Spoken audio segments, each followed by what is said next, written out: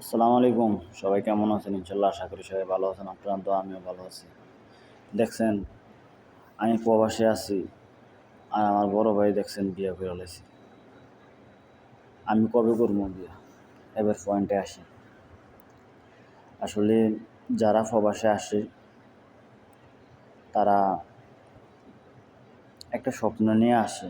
আমি বাড়ির দেশে বিদেশ করবো বা যে কোনো রাষ্ট্রে আমি ঢুকবো, একটা বাড়ি করবো। একটা বাড়ি করার পরে বাড়িটা এরকমভাবে একটা বাড়ি করবো, করে আমি বিয়ে শাদী করবো। এরকম সব প্রবাসীরা একটা স্বপ্ন থাকে। সবাই একটা স্বপ্ন নিয়ে আসে, আইসা স্বপ্নটা অনেকে পূরণ করতে পারে, অনেকে করতে পারে না। দেখেন, আমার বড় ভাই বিয়ে করে লেছে। আমি কবে করব? আমি বিয়ে কবে করব? এটা আপনাদের কাছে প্রশ্ন রেখে গেলাম, এটা আপনারা উত্তরটা দিবেন।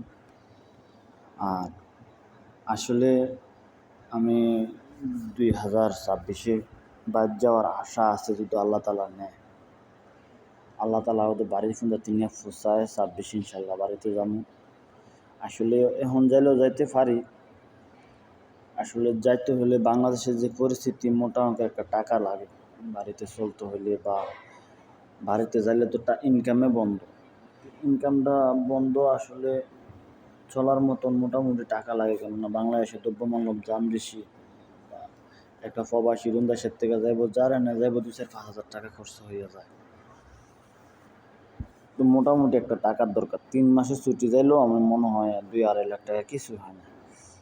আমার এক সাদিক বাড়িতে গেছে, প্রায় 5 লাখ টাকা লিয়ে গেছে, 6 মাস থেকে আইসে। বন্ধু আরও 1 লক্ষ টাকা হালাত করে আইসি।